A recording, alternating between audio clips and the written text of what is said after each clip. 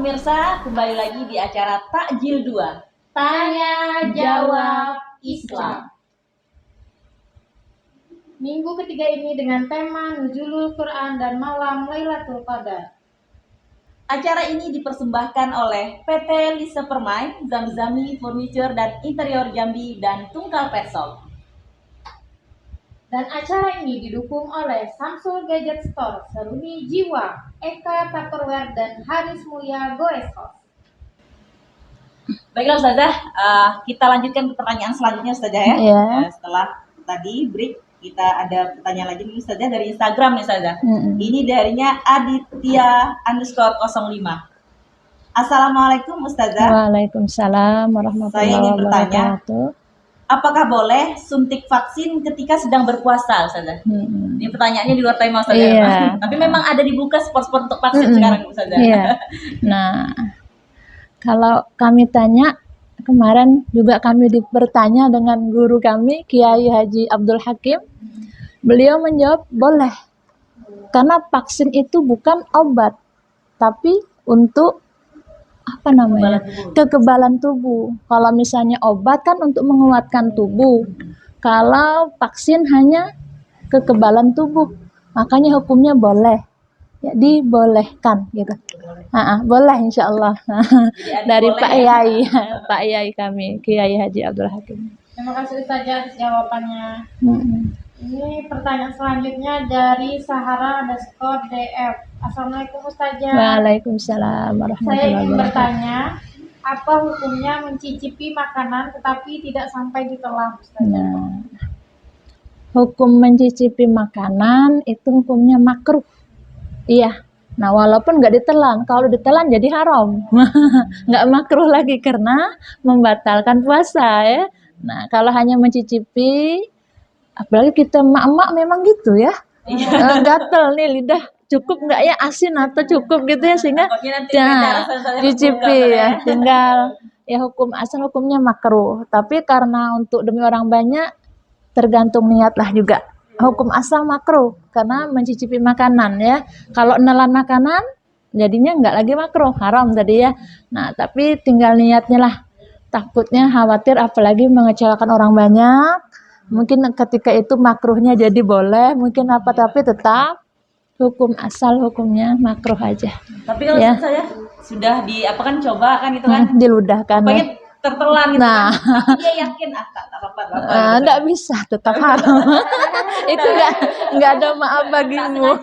Iya. Tapi kan karena masuk sengaja Iya, tetap haram itu hukumnya batal puasanya.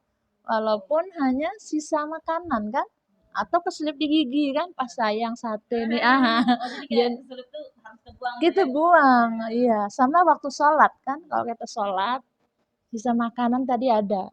Pas kita sholat, kadang setan kan ya ngintip-ngintip dia di mulut kita kan, akhirnya terkeluar. Wow, sate nih sayang. Kita tenang yang enggak, orang lain kan enggak tahu, Allah tahu. Hukum gimana hukumnya ketika dia menelan tadi? Batal salatnya. Nah, dan hukumnya haram. Walaupun kan halal, tapi hukumnya ketika dia lagi sholat atau puasa. Kalau puasa batal puasanya. Nah, walaupun dikit. Nah, itu ya itu demikian. Baik, saya terima kasih Ustazah atas penjelasannya. Ya, semoga pertanyaan tadi juga dapat terjawab ya oleh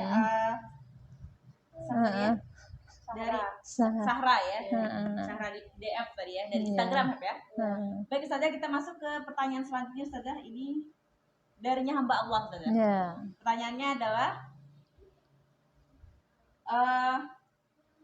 di malam nuzul Quran dan juga Lailatul Qadar Ustazah, amalan-amalan apa yang baik dilakukan Ustazah, baik secara kita pribadi maupun bersama-sama gitu, mungkin melakukannya di rumah atau di masjid gitu Ustazah. Demikian Ustazah. Pada Ustazah akan silakan menjawab.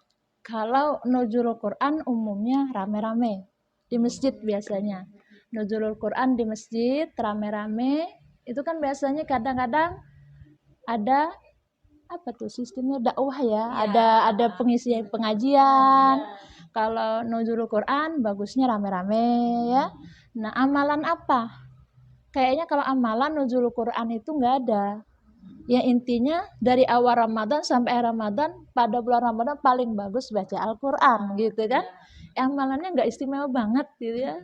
Dari awal hingga akhir tetap sama baca Al-Quran. Cuman bertepatan 17 Ramadan, nuzulul Quran, turunnya Al-Quran ke langit dunia. Ya, sedangkan turun ke buminya beransur-ansur. Pada masa Rasulullah, bukan kita sekarang ya. Pada masa Rasulullah turunnya beransur-ansur, lihat situasi dan kondisi. Apa yang dibutuhkan umat, dibutuhkan Nabi, maka turun ayat beransur-ansur Selama berapa? dalam masa 23 tahun. Ya. Nah, itu nuzul Quran ya. Nah, kemudian kalau amalan Lailatul Qadar itu pribadi sendiri umumnya. Maka kalau kita di Indonesia biasanya kalau akhir Ramadan itu ada namanya iktikaf.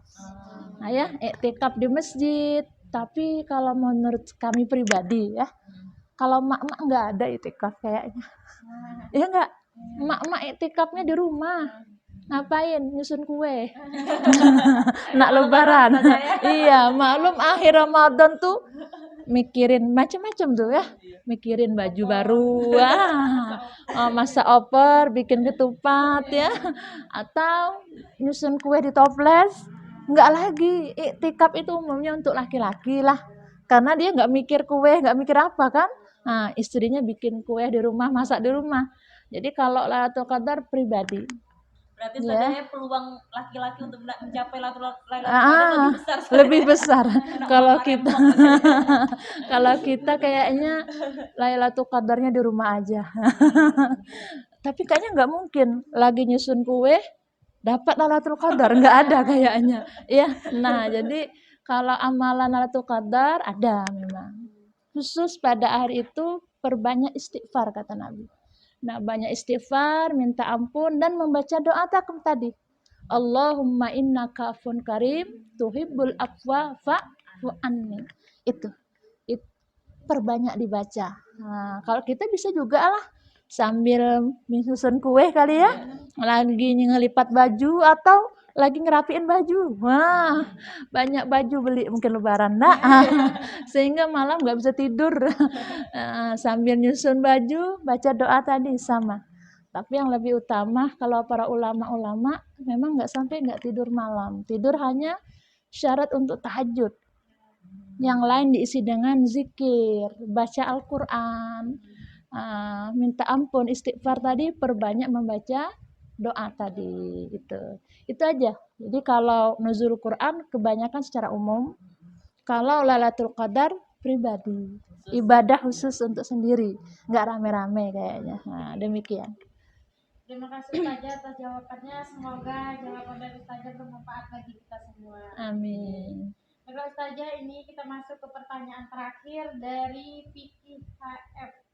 Assalamualaikum Ustazah. Waalaikumsalam. Saya ingin bertanya nih tentang malam Lailatul Qadar. Bagaimana cara mendapatkannya di setiap malam dan bukan di bulan Ramadan saja? Terima kasih Ustazah. Kayaknya kalau Lailatul Qadar terjadi pada bulan Ramadan. Kalau di luar Ramadan nggak ada gitu ya. Nah, kalau misalnya mau pribadi sendiri, tahajud aja. Tahajud, ibadah, baca Al-Quran, zikir, sholat hajat, sholat taubat pada malamnya. Karena kalau untuk mendapat Lailatul Qadar hanya pada bulan Ramadan. Nggak ada bisa didapat selain pada bulan Ramadan. Hanya itu pun tadi sudah sepakat para ulama terjadi Lailatul Qadar pada akhir 10 Ramadan. Lebih dikuatkan pendapat Imam Syafi'i itu pada malam ganjil. Ya, kalau bulan ini walau a'lam dari jawabannya, nggak tahu. Nggak tahu pastinya, hanya Allah yang tahu jelasnya. Kalau pengen ibadah ya ibadah aja setiap malam akhir Ramadan 21 hingga akhir ibadah. Sehingga tidak terlewatkan. Sehingga nggak terlewatkan, gitu. lebih aman, dapat insya Allah walaupun nggak lihat gitu ya. Terima kasih Ustazah atas jawabannya. Ya, semoga mungkin tadi jawabannya tidak ada di bulan selain bulan Ramadan. Tidak ada, hanya ada di bulan Ramadan. Baiklah Ustazah, karena tadi sudah waktu juga lah ya, kita langsung saja kepada kesimpulan. Selanjutnya kesimpulan terkait dengan tema kita pada hari ini yaitu tentang nuzul Quran dan Lailatul Qadar yang akan disampaikan oleh Ustazah Nurbaya. Kepada Ustazah kami persilakan. Bismillahirrahmanirrahim. Kesimpulannya, nuzul Quran adalah turunnya Al-Quran. Lebih baik lagi ketika nuzulul Quran, kita memahami Al-Quran itu tahu asal usul dan daripada Al-Quran itu sendiri. Pertama, Al-Quran adalah kalamullah. Kalamullah yang paling istimewa yang diturunkan kepada Nabi Muhammad SAW. Lebih-lebih membacanya pada bulan Ramadan. Maka Allah kasih pahala. Satu, membaca satu huruf di dalam Al-Quran ketika bulan Ramadan 10 pahala. Di luar Ramadan satu aja. Nah, kemudian mengenal Al-Quran itu sendiri. Al-Quran diturunkan pada bulan Ramadan tadi. Turunnya pada 17 Ramadan. Turun pertama kali di kota Makkah, di Gua Hira pada Nabi Muhammad. Nah, turunnya Al-Quran itu tidak secara langsung, tapi beransur-ansur, lihat situasi dan kondisi. Dan Al-Quran itu ada 2 surah namanya. 2 nama, ada Makkiyah, ada Madaniyah. Kalau Makkiyah itu diturunkan ketika Nabi sebelum Islam. Kok sebelum Islam? Sebelum hijrah. Sebelum hijrah ke Mekah. Kalau Madaniyah ketika Nabi sudah hijrah. Dalam masa kurang lebih 23 tahun. Itu turunnya Al-Quran. Beransur-ansur sesuai situasi dan kondisi. Surah Al-Quran jumlah semuanya ada 114. Nah, surah Makkiyah 86 surah. Surah Madaniyah 28 surah. Kenapa banyak Makkiyah? Karena perjuangan Rasulullah lama di Mekah. Sedangkan di Madinah 11 tahun itu sudah aman, agak damai. Perbedaannya surah tadi antara Makkiyah dan Madaniyah ada perbedaan. Kalau Madaniyah panjang-panjang. Kalau Makkiyah pendek-pendek. Nah, gitu. Nah, kemudian yang kedua tentang nuzulul Quran. Lailatul Qadar. Iya. Lailatul Qadar itu terjadinya sama bulan Ramadan. Cuman khusus dia pada malamnya nggak bisa dipastikan. Di situ istimewanya apa? Ketika seseorang ibadah pada malam itu bertepatan turunnya Lailatul Qadar, maka Allah ibadahnya tadi dinilai plus. Walaupun dia hanya sholat tahajud 2 rakaat, pahalanya sama dengan 83 tahun lebih berapa bulan gitu. Nah, kalau menurut kami intinya kita sebagai perempuan ini nak ibadah ya boleh. Tapi pesan kami pribadi untuk diri saya sendiri, lebih untuk adik-adik ya, udah nikah belum? Oh belum ya? Oh sudah, kalau udah nikah ibadah kita taat sama suami. Nah, kenapa? Kami menyampaikan satu hadis pesan Nabi kepada anandanya Siti Fatimah, amma ya binti amma amilti anna ridaz zauzi huwa ridallah wa ghadbuz zauzi huwa ghadbullah. Nabi berpesan dengan anandanya Sayyidah Fatimah, hai anandaku, ketahui olehmu bahwa ridho suami adalah ridho Allah. Marahnya suami, marahnya Allah. Lah kita ibadah mencari Lailatul Qadar di masjid. Suami nggak sahur di rumah. Kira-kira besar pahala mana? Nah, lebih jadi yang kita kejar apa? Nah, yang kita perlukan sekarang ini titel yang utama, wanita yang solehah. Nggak apa-apa, nggak istri orang kaya, nggak apa-apa, nggak istri DPR ya, nggak istri bupati, nggak apa-apa, nggak apa-apa. Yang penting apa? Kita dapat titel soleha. Kenapa? Kalau kita soleha akan bahagia di dunia, akan bahagia di akhirat, dan kita dirindukan surga. Amin Allahumma amin. Demikian. Pemirsa, itulah tadi kesimpulan yang disampaikan oleh Ustazah Nurbaya. Semoga ini akan memberikan manfaat kepada kita, serta memberikan pengetahuan-pengetahuan baru kepada kita semua yang tadinya sudah nggak tahu gitu, saja jadi tahu. Amin. Atau mungkin yang ada yang pernah tahu namun terlupa gitu kan, teringat ulang kembali lagi. mengenai tentang tema kita tentang nuzulul Quran dan juga malam Lailatul Qadar.